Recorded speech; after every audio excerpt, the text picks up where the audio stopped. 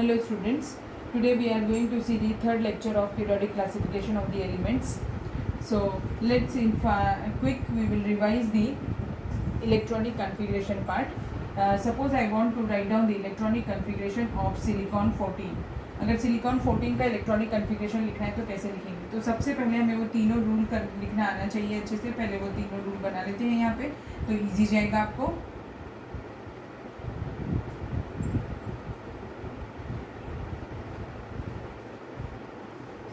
काफ़ी 1 2 3 4 5 S P D और F ये है अफबाउस प्रिंसिपल जो हमने उस दिन पढ़ा था.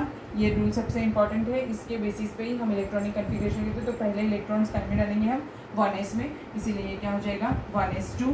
और हमारा सेकेंड रूल क्या होता है? ये फर्स्ट रूल था. सेकेंड रूल कौन सा था? Pauli's rule. पॉलीज रूल क्या होता था कि एक बॉक्स के अंदर कितने इलेक्ट्रॉन्स हम फिल सेट कर सकते हैं? मैक्सिमम 2, बट वो both must have opposite spins. फिर उसके बाद में एक और रूल हमने पढ़ा था, वो था हंस रूल. हंस रूल क्या बोलता था कि if you have an orbital which have equivalent energies, so you have to fill the electrons singly, and if the electrons are left over then only you have to pair them.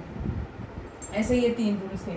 तो ये 1s2 हो गया. फिर उसके बाद में क्या आ जाएगा? 1s के बाद इलेक्ट्रॉन कहाँ जाता है? 2s में, सो 2s2. फिर कहाँ जाता है? 2p में, तो ये क्या हो जाएगा? 2p6. तो ये देखो 1s 2s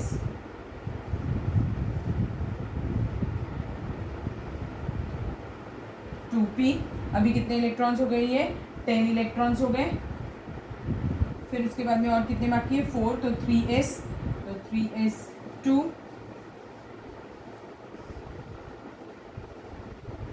फिर उसके बाद में अभी भी इलेक्ट्रॉन्स बाकी है 2, वो किस में जाएंगे?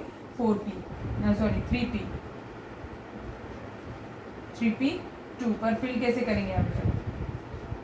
Single electron. ठीक है. So this is the way to write down the electronic configuration of silicon 14. एक और एग्जांपल ले लेते हैं, फिर उससे आपको ज़्यादा क्लियर हो जाएगा. एग्जांपल है स्कैंडियम 21. अगर स्कैंडियम 21 का करना है तो देखिए कैसा होगा. हर बार ये ऐसे स्ट्रक्चर्स बनाने की ज़रूरत नहीं है, हमें ये कन्फिग्रेशन लिखना अच्छे से आना चाहिए. ठीक. तो 1s2 पहले 1s2 में जाएंगे, फिर 2s2, इधर 2s2 है, फिर 2p6, 2p में इलेक्ट्रॉन्स जाएंगे, ये हो गए 10 इलेक्ट्रॉन्स. फिर उसके बाद में 3s, तो 3s2, फिर 3s के बाद 3p 3p2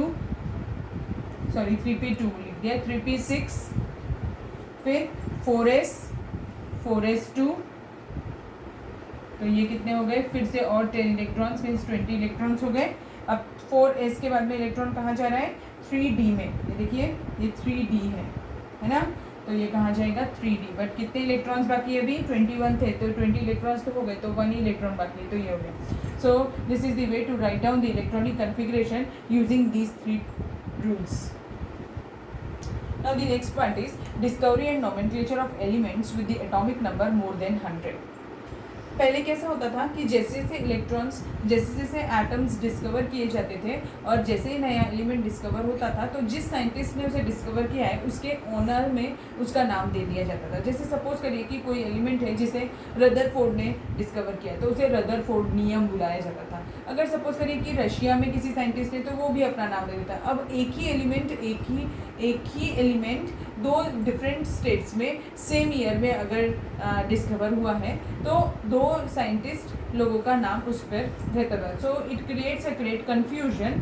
so IUPAC system has decided. IUPAC, you people already know what is IUPAC. You have studied in your 10th standard. That is, IUPAC means International Union of Pure and Applied Chemistry. They have decided now then certain rules to write down the name of the elements with atomic number more than 100. And the elements which were discovered after uranium are termed as transuranium elements. Transuranium elements. And these elements were radioactive in nature.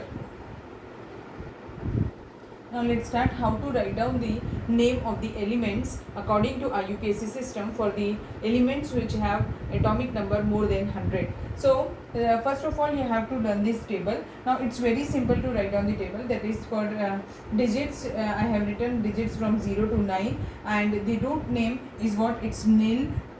1 stands for un, b bi, 3 tri, 4 quad, 5 pent, 6 hex, 7 sept, 8 oct, and 9 n. And the abbreviation means notations which we are going to use for it. That is symbol to write down the symbol of that particular element with atomic number more than 100. That is what, as it root name is nil, so its abbreviation will be n. Un, u, bi, b, tri, t, quad, q, pent, p, hex, h, sept, s, oct, o, n, e. Now let's see how to write down the name. Suppose that I am having an element atomic number 104. अगर 104 है हमारा atomic number element का किसी, तो इसका नाम कैसे लिखेंगे? देखिए बहुत सिंपल है. 1 को क्या बुलाते हैं? अन. तो क्या लिखेंगे? अन. फिर क्या है? 0 को क्या बुलाते हैं? नील. तो क्या लिखेंगे? नील. और 4 को क्या बुलाते हैं? क्वाड. तो क्या लिखेंगे? क्वाड. और ये कंपाउंड का नाम, इस एलिमेंट का नाम लिखना है, इसीलिए it always ends with the IUM suffix. तो यहाँ पर IUM सफिक्स लगा देंगे. अब इसका सिंबल बनाना भी बहुत ईजी है. आपने क्या यूज़ किया था? 1 के लिए अन, इसीलिए U सिंबल हो जाएगा. 0 के लिए नील, इसीलिए N सिंबल हो जाएगा. और 4 क्वाड, तो Q सिंबल हो जाएगा. तो ये इसका क्या हो गया? सिंबल हो गया. और ये क्या हो गया? इसका नेम हो गया. ठीक है, आपको समझा कैसे लिखते हैं नाम? बहुत सिंपल है. सपोज करिए मुझे लिखना है 113. तो कैसे लिखेंगे? देखिए 113, 1 को क्या लिखेंगे? अन. तभी के तभी सिंबल भी लिखते चलेंगे. यू. 1 एक और 1 है तो क्या लिखेंगे? अन. इसका भी सिंबल यू. और 3 है तो क्या लिखेंगे? ट्राई. तो ट्राई का सिंबल टी. और ये एग्जाम्पल है, इसीलिए हम इसमें क्या लगाएंगे? IUM सफिक्स भी लगाएंगे. तो फिर ये UM सफिक्स भी लगा देंगे. तो ये क्या हो गया? अन ट्राइयम इसका नाम हो गया. ठीक, समझो आपको कैसे करते हैं? बहुत ही इजी मेथड है ये. इसमें हम इससे किसी भी कंपाउंड का नाम लिख सकते हैं. सपोज करिए मुझे लिखना है 119. लास्ट एग्जाम्पल, बस फिर हम एड करेंगे ये वाला पार्ट. 119 कैसे नाम लिखेंगे इसका? या फिर 109 ले लेते हैं. 109 का अगर मुझे लिखना है तो 1 को अन, तो सिंबल यू. 0 को नील, तो सिंबल एन. और 9 यानी एन, तो एन. और सफिक्स कौन सा लगाते हैं इसमें? IUM सफिक्स लगाते हैं, तो ई. तो ये इसका सिंबल हो गया. और उसका नाम क्या हो गया? अनिल एनियम. अनिल एनियम. ठीक है, समझा आपको? बहुत ही इजी मेथड है. So this was all about the nomenclature of the elements with atomic number more than 100. अब हम पढ़ेंगे कि पीरियोडिक टेबल कैसे याद करते हैं. बहुत सिंपल होता है. बहुत सारे स्टूडेंट्स को तो याद भी होगा, क्योंकि आपने 10th क्लास में आपको पीरियोडिक टेबल था. तो बस हम एक बार रिवाइज कर रहे हैं कि पीरियोडिक टेबल कैसे पढ़ा जाता है या उसे कैसे याद किया जाता है. ठीक है,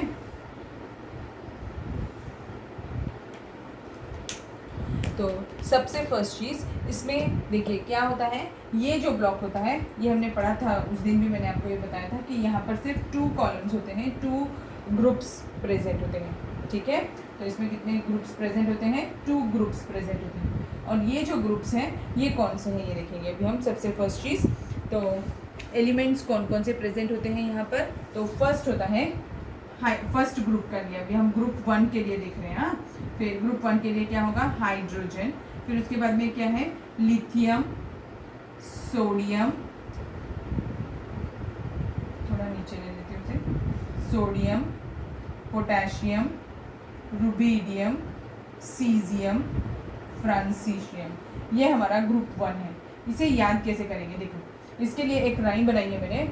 ह ली ना का रब सीज फायर. इससे इसको याद किया जा सकता है. और ये सीक्वेंस है, हम ग्रुप वाइज ही याद करने वाले. पीरियड वाइज याद करना थोड़ा डिफिकल्ट जाता है, हम ग्रुप वाइज इसलिए याद करेंगे. तो ह ली ना का रब सीज फायर.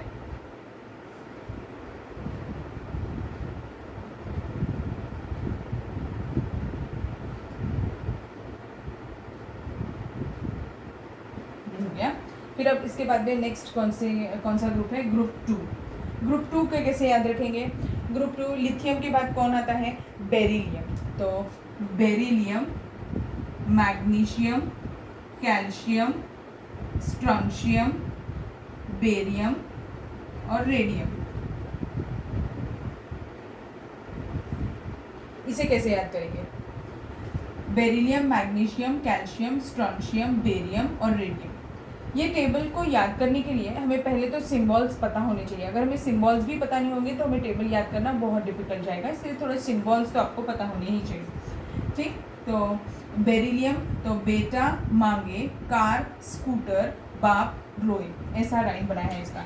तो ग्रुप टू क्या है इसका, बेटा मांगे कार स्कूटर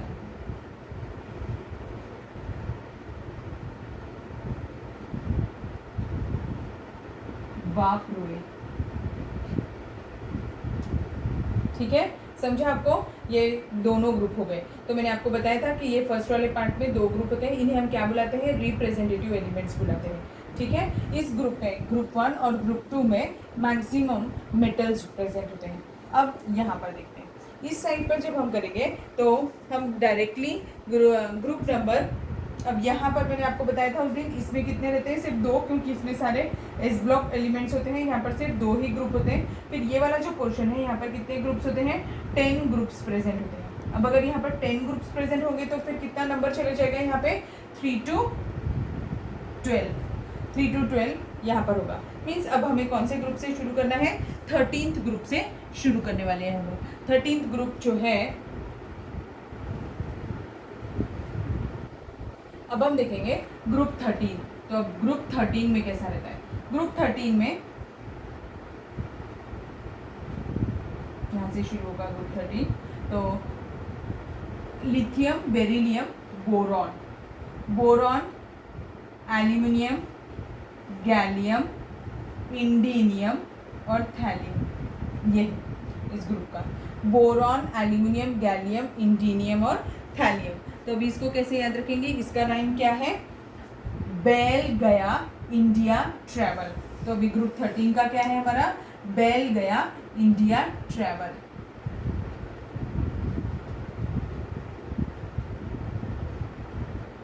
इसे याद करना इजी है, इसमें देखो बी, फिर बाद में AL जो है बैल, और फिर गया का G, फिर इंडीनियम का IN और T स्टैंड्स फॉर थैलियम। तो बैल गया India travel, boron, aluminium, gallium, indium and thallium.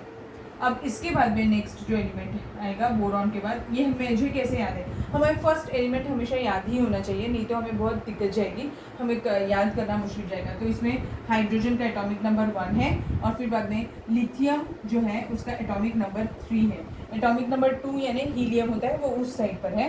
Lithium का एटॉमिक नंबर 3, बेरिलियम का 4 और बोरॉन का 5। अब नेक्स्ट है 6, एटॉमिक नंबर 6 किसका होता है, कार्बन का। तो नेक्स्ट अब हम जो ग्रुप पढ़ने वाले हैं वो ग्रुप नंबर 14 है।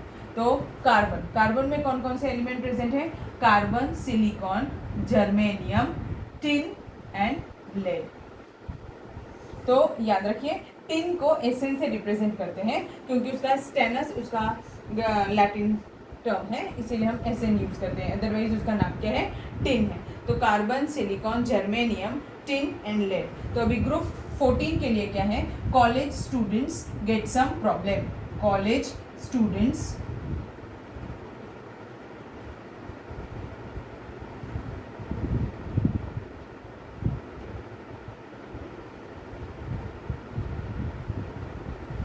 तो C stands for carbon and S stands for silicon, GE stands for germanium and S stands for tin and P stands for lead.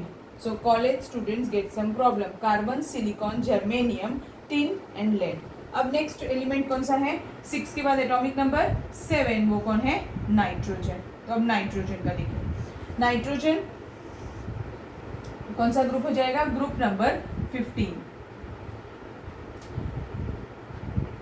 Nitrogen, phosphorus, arsenic, antimony, antimony को SB बोलते हैं, bismuth. Nitrogen, phosphorus, arsenic, antimony, bismuth. ये कैसा है, इसका rhyme जो है वो क्या है, नापास सभी। पढ़ाई नहीं करेंगे तो सभी लोग नापास होने वाले हैं, तो नापास सभी।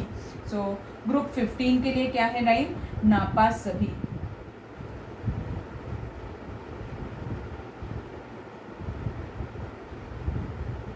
तो N stands for Na, stands for nitrogen, and P stands for phosphorus, AS stands for arsenic, S stands for antimony और B stands for bismuth। नापास सभी, nitrogen, phosphorus, arsenic, antimony and bismuth. अब इसके बाद में नेक्स्ट है 8 किसका है एटॉमिक नंबर, ऑक्सीजन का।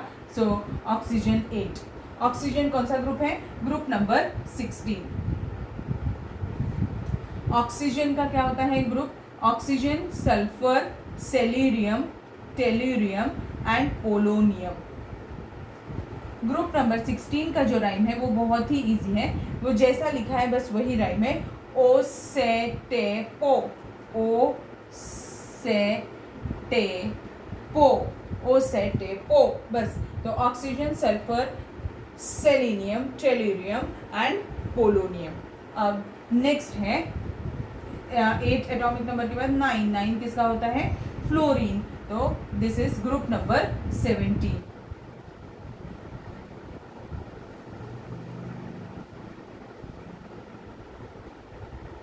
Group number 17 fluorine. तो फ्लोरीन का सभी को याद रहता है, ये हैलोजन फैमिली है, सभी को याद होगा। Fluorine, chlorine, bromine, iodine and astatine, 80। Fluorine, chlorine, bromine, iodine and astatine. इसको भी अगर आपको याद नहीं हो, ये याद ही रहता है मैक्सिमम बच्चों को, पर अगर याद नहीं होगा तो इसके लिए भी राइम बनाइए। दो है, फर्स्ट क्लास ब्रेड इधर आता है, फर्स्ट क्लास ब्रेड इधर आता है, ग्रुप 17। फर्स्ट क्लास ब्रेड इधर आता है, इससे वो याद हो जाएगा। F stands for fluorine and Cl stands for chlorine, Br stands for bromine, I stands for iodine and At stands for astatine। तो फर्स्ट क्लास ब्रेड इधर आता है, fluorine, chlorine, bromine, iodine and astatine. अब last group that is group 18। Group 18 इसमें helium है first, ये मैंने बताया था 1 के बाद में 2 हीलियम यहाँ पर आने वाला है। ये नोबल गैस एलिमेंट्स है, इनर्ट एलिमेंट्स भी बुलाते हैं क्योंकि ये नॉन रिएक्टिव होते हैं, इसीलिए हम इन्हें इनर्ट एलिमेंट्स भी बुलाते हैं। Helium, neon, 10 atomic number. तो ये ग्रुप का क्या है, helium, neon, argon, krypton, xenon and radon, ऐसा नाम होता है इसका। Helium, neon, argon, krypton, xenon and radon. अब इस राइम के, इसके लिए जो राइम है वो वैसे मैक्सिमम बच्चों को ये भी याद रहता है, helium, neon, argon, krypton, xenon and radon. पर अगर किसी को याद नहीं है तो उसके लिए भी राइम है, बट ये राइम समझने के लिए थोड़ा सा आपको हिस्ट्री पता होनी चाहिए। पहले हमारे इंडियन क्रिकेट टीम में अगरकर नाम का एक क्रिकेटर हुआ करता था, उस पर बेस्ड है ये। तो ये क्या है देखिए, हैना अगरकर 0 रन पे। तो ये है हमारा ग्रुप 18। तो ग्रुप 18 के लिए क्या है, हैना अगरकर, अगरकर नाम का एक क्रिकेटर था पहले, तो 90s में, उसी के नाम पे मैंने राइम बनाई है, ये हैना अगरकर 0 रन पर। So helium, neon, argon, krypton, xenon and radon. तो ये ऐसा है, बहुत ही सिंपल तरीके से हमने ये पूरा पीरियोडिक टेबल याद कर सकते हैं। आप 2-3 बार प्रैक्टिस करेंगे तो आपको ये याद हो जाएगा। अब ये जो हमने बीच का ग्रुप छोड़ा हुआ है, ये जो 10 ग्रुप्स रहने, इसमें जो 10 ग्रुप्स छोड़े हुए, इसको हमें पीरियड के फॉर्मेट में याद करना होता है बेटा, तो इसीलिए हम इसे पीरियड के फॉर्मेट में याद करेंगे। तो ये जो 10 ग्रुप्स है 3 to 12 वाले, इसमें भी हमें सिर्फ फर्स्ट लाइन ही याद करनी है, बाकी की नहीं याद करेंगे। तो यहाँ पर कौन से ग्रुप्स हैं, 10 ग्रुप्स हैं, और वो कहाँ से कहाँ हैं, 3 to 12 ग्रुप है। तो हमें सिर्फ वो 10 एलिमेंट्स जो कि सिर्फ फर्स्ट वाले ग्रुप में हैं, फर्स्ट वाले पीरियड में हैं, इसके वही बस हमें याद करने हैं, बाकी के नहीं। मीन्स यहाँ पे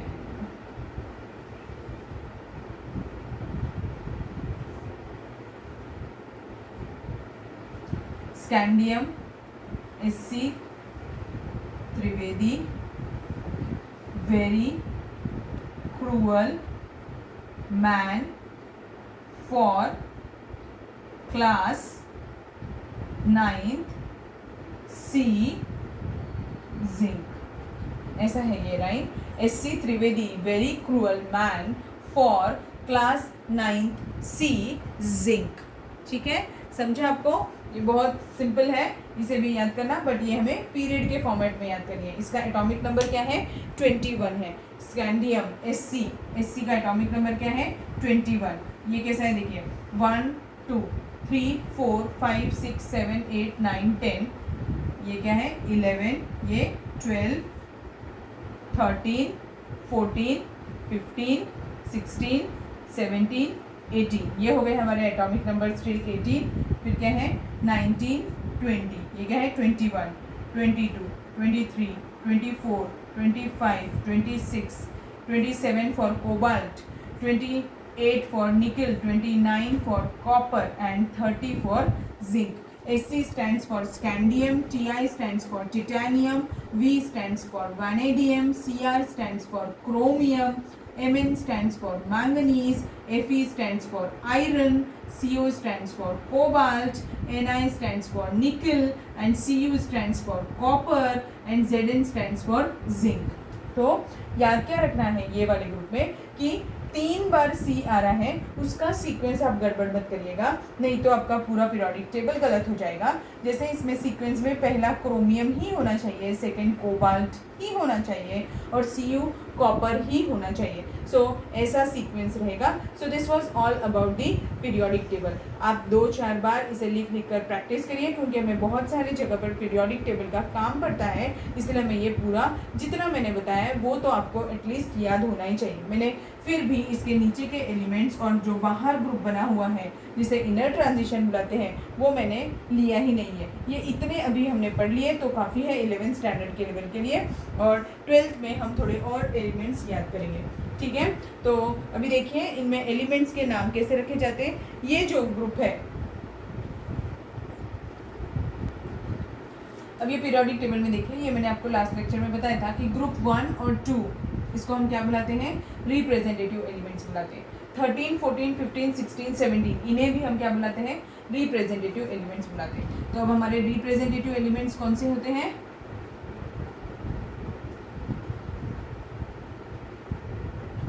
ग्रुप 1, 2 और 13 to 17।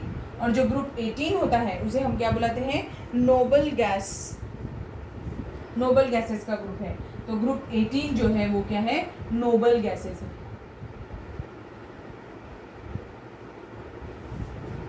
ये जो एलिमेंट होते हैं फ्रॉम ग्रुप नंबर 3 to 12 इन्हें हम क्या बुलाते हैं? Transition elements.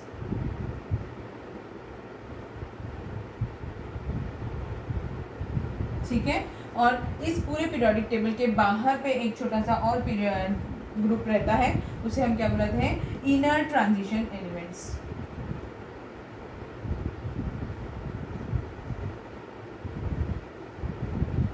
ठीक, अब मैंने इसका नेमिंग कर दिया। अब मैं आपको बताऊंगी कि इसके और क्या नाम हो सकते हैं। ये जो ग्रुप्स, ये जो हमने इसे डिवाइड किए ग्रुप्स को, इनके भी पर्टिकुलर कुछ नाम होते हैं, वो अब हम देखेंगे।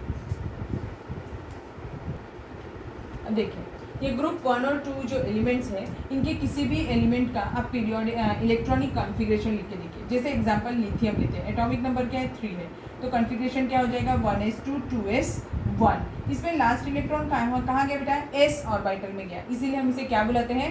s ब्लॉक एलिमेंट बुलाते हैं। s ऑर्बिटल में अगर लास्ट इलेक्ट्रॉन जाएगा तो हम उसे क्या बुलाते हैं? s block element. किसी का भी उठा के देख लीजिए। अब जैसे अगर एक एग्जांपल ले लेती हूँ, मैग्नीशियम का एटॉमिक नंबर क्या है? 12 है। इसका कॉन्फ़िगरेशन क्या हो जाएगा? 1s2 2s2 2p6, फिर क्या हो जाएगा? 3s2। मीन्स इसमें लास्ट इलेक्ट्रॉन कहाँ गया? s ऑर्बिटल में, इसीलिए हम इसे क्या बुलाएंगे? s block. तो ये कौन सा ब्लॉक है? s ब्लॉक है। अब यहाँ का एक एग्जांपल ले लेते हैं। सपोज करिए मैंने लिया नाइट्रोजन का एटॉमिक नंबर क्या है? 7। इसका कॉन्फ़िगरेशन लिख के देखिए, 1s2 2s2 2p 4 5 6 7 8 2p3। तो अभी कहाँ पर गया आपका लास्ट इलेक्ट्रॉन? p ऑर्बिटल में गया, इसीलिए इसको क्या बुलाएंगे हम? p block element. तो ये पूरा का पूरा क्या है?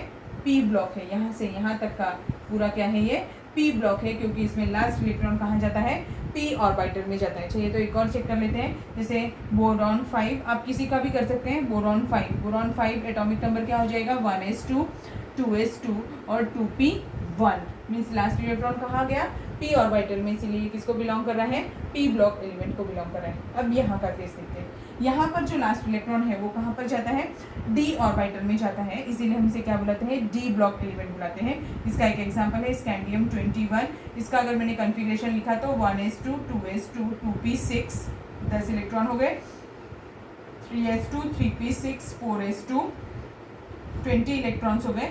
उसके बाद 3d1, आपका लास्ट इलेक्ट्रॉन कहाँ गया, डी ऑर्बिटल में गया, इसीलिए ये कौन से ग्रुप हो गया, डी ब्लॉक। ये कौन सा ब्लॉक हो गया, डी ब्लॉक एलिमेंट्स कहलाते हैं ये, ठीक है। और ये जो इनर ट्रांजिशन एलिमेंट्स होते हैं इन्हें हम क्या बुलाते हैं, एफ ब्लॉक एलिमेंट्स बुलाते हैं, ठीक है। समझ में आ गया क्यों, किसको क्यों क्या बुलाते हैं, इसको एस ब्लॉक क्यों बुलाते हैं, क्योंकि इसमें लास्ट इलेक्ट्रॉन, इनके सारे एलिमेंट्स जो होते हैं उनका लास्ट इलेक्ट्रॉन कहाँ जाता है, एस ऑर्बिटल में, इसीलिए हम इसे क्या बुलाते हैं, एस ब्लॉक एलिमेंट। इनके सारे इलेक्ट्रॉन्स, लास्ट इलेक्ट्रॉन कहाँ जाता है, पी ऑर्बिटल में, इसीलिए हम इन्हें पी ब्लॉक एलिमेंट्स बुलाते हैं। इनमें लास्ट इलेक्ट्रॉन कहाँ जाता है, डी ऑर्बिटल में, इसीलिए हम इन्हें डी ब्लॉक एलिमेंट्स बुलाते हैं। और इनमें लास्ट इलेक्ट्रॉन कहाँ जाता है, एफ ब्लॉक में, एफ ऑर्बिटल में, इसीलिए हम इन्हें एफ ब्लॉक एलिमेंट्स बुलाते हैं, ठीक है। समझा आपको, बहुत ईजी है। अब देखिए कि ये बॉक्सेस हमने ऐसे क्यों बनाए थे, कि फर्स्ट में 2 बनाए थे, फिर यहाँ पर 6 बनाए थे, यहाँ पर 10 बनाए थे, वो मैंने शायद लास्ट क्लास में आपको बताया था। अब ये क्या है, एस ब्लॉक है। एस ऑर्बिटल की कैपेसिटी कितनी है, 2 इलेक्ट्रॉन्स की, इसीलिए यहाँ पर कितने कॉलम्स है, 2 ही है, 2 ही ग्रुप्स रह सकते हैं, 2 से ज़्यादा नहीं रहेंगे। अब पी ब्लॉक में पी ऑर्बिटल की कैपेसिटी कितनी है, हमने पढ़ी थी है 6 इलेक्ट्रॉन्स की, इसीलिए यहाँ कितने होंगे, 6। देखिए 1 2 3 4 5 6, ठीक है। अब डी ब्लॉक में लास्ट इलेक्ट्रॉन कहाँ जा रहा है, डी ऑर्बिटल में, और डी ऑर्बिटल की कैपेसिटी कितनी है, 10 इलेक्ट्रॉन्स की है, इसीलिए यहाँ पर कितने हैं, ग्रुप्स जो होते हैं वो कितने होते हैं, 10 ग्रुप्स होते हैं। अब एफ ब्लॉक एलिमेंट में एफ की कैपेसिटी कितनी है, उसकी कैपेसिटी है 14 इलेक्ट्रॉन्स की, तो यहाँ पर कितने ऐसे ग्रुप्स रहेंगे, 14 ग्रुप्स रहेंगे, ठीक है। समझ में आ गया, अब आपको ग्रुप्स भी समझ में आ गया और किसको क्या बुलाते हैं वो भी पता चल गया, किसे ट्रांजिशन एलिमेंट्स, किसे रिप्रेजेंटेटिव एलिमेंट्स, और फिर इनके कॉन्फ़िगरेशंस भी हमने पढ़ लिए और इनका नेमिंग भी पढ़ लिया कि ये एस ब्लॉक है, बी ब्लॉक है, डी ब्लॉक क्यों बुलाए जाते हैं, ठीक है। सो होप सो आपको यहाँ तक पूरा समझ में आया होगा, ठीक। चलिए, थैंक यू। प्रैक्टिस करिएगा, आप जितना ज़्यादा प्रैक्टिस करेंगे उतने अच्छे से आपको पूरा पीरियोडिक टेबल लिखना आएगा। Thank you.